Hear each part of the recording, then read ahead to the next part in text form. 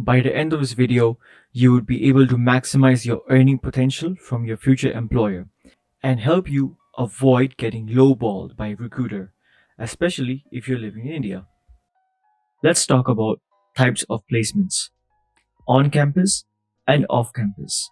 So, on campus placements, these are the types of placements where companies would come to your college and conduct the interview. Here, there's a very little chance of negotiation due to the fixed budget constraints that the companies have set before coming to on campus placements, at least in Tier 2 or Tier 3 colleges. However, if you come from Tier 1 college, to comment down below if you have seen people able to negotiate the salaries in college. The next part, which is quite common, is off campus placement. Off campus placement, there are two parts of it. One is before offer letter and after the offer letter. So let's talk about before the offer letter first. For off-campus placements, this is where you have the majority of flexibility. Now, you might think that the negotiation process would be at the end of the interview process, right? Wrong.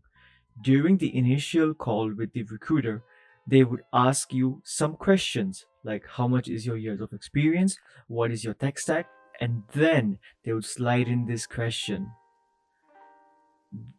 Now, these two questions are so important that if you don't answer them correctly, you might be having a high chance of getting a lowballed by them. So, what are the questions? 1. How much are you currently earning? Politely decline that. Do not share your compensation details. Big companies usually do not ask this, except in India, but startups do. The major reason of not sharing your current pay is obvious. Once they know how much you earn, they will give you a 30 to 40% raise in the Indian job market. And you just don't want 30 to 40%. You want the maximum amount that they are willing to pay. So, what should you say when a recruiter asks you this question? There are a couple of responses. So, one of the responses you can say is, I'm not comfortable sharing my current salary as it does not correctly reflect my responsibilities and capabilities. Response number 2.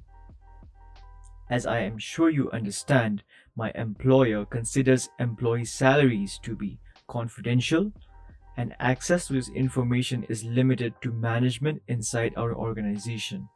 So I'm unable to share it with you. However, if you share the salary level and range for this position, I can confirm that my salary is within that range or not. If you're working in a startup, what you could say is, since the company has not yet gone public, it would be very difficult for me to disclose the compensation details. Moreover, I can't share half the information as that would portray very wrong numbers. And if the recruiter is still asking you, as a last resort, you can say is, I don't think that my current salary is relevant, but if you must have that information, I will provide it after you share the salary level and range for this job.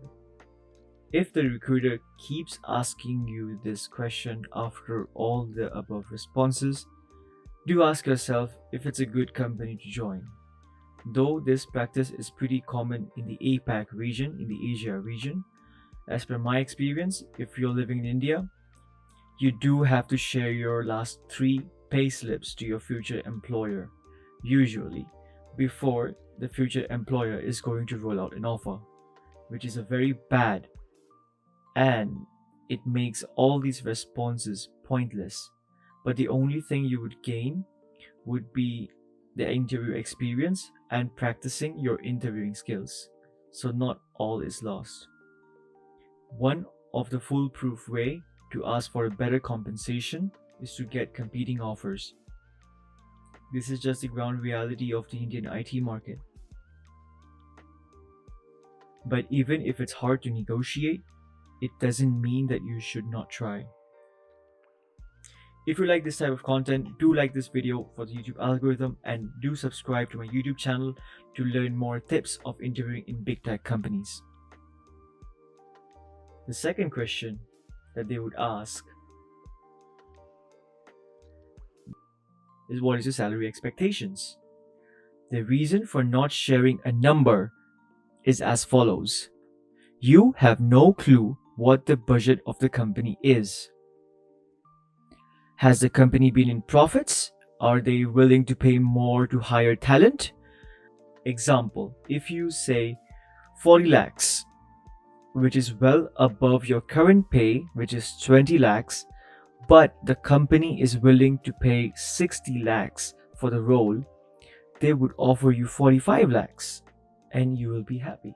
But the company was willing to pay 60 lakhs for that role.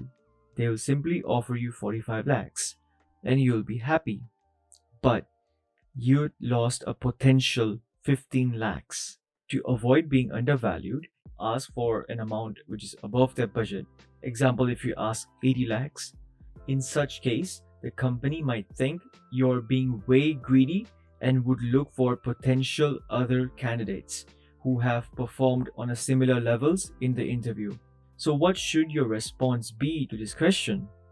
So the first response could be, right now, finding the right position for me is more important than salary. I'd love to learn more about the job, the company, and the entire benefits package before we talk about numbers. Your second response could be, it would be helpful if you could share what the range is for this role. And I'd be more than happy to state if my expectations lie within that range. Now, let's talk about after you get an offer letter.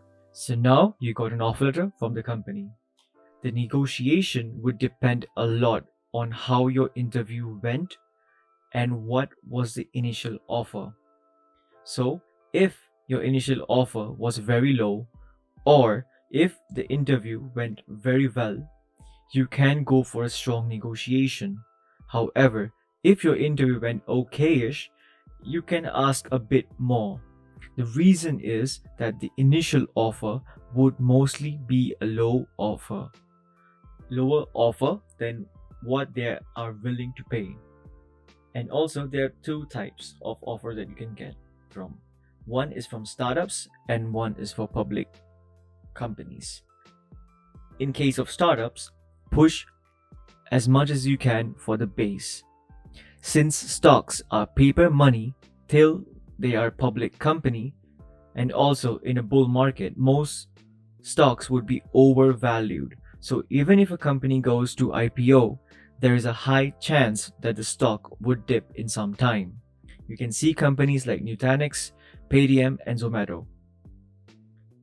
ESOPs do not carry value till public, so you have to just believe the prices whatever the HR is quoting, and there will be no public documentation to justify this price point. So in essence, push for a higher base or a higher role.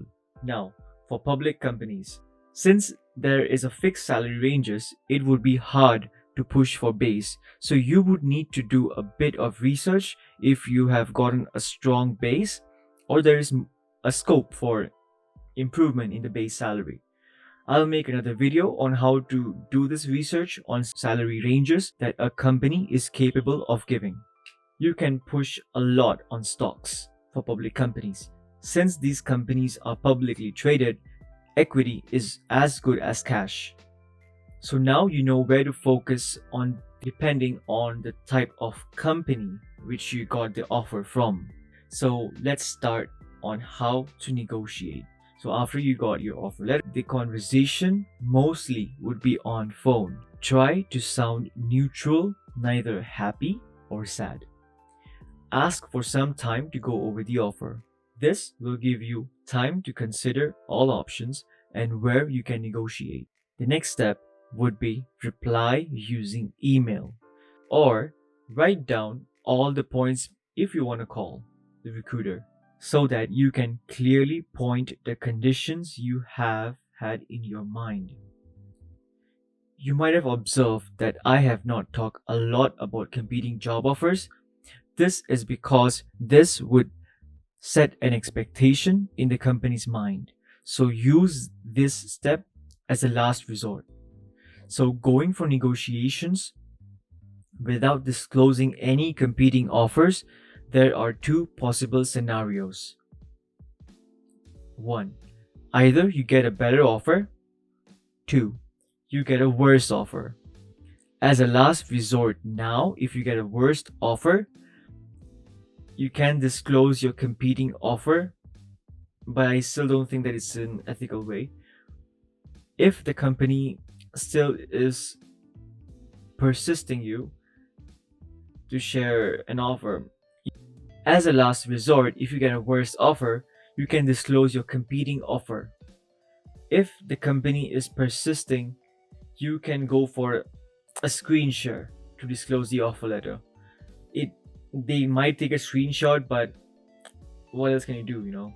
So mostly you would get some buffer over the current competing offer, and then you can decide what to do. And at the end of the day, remember, recruiters are not your enemy. Recruiters' main job is to hire maximum talent for the company in the minimum cost possible.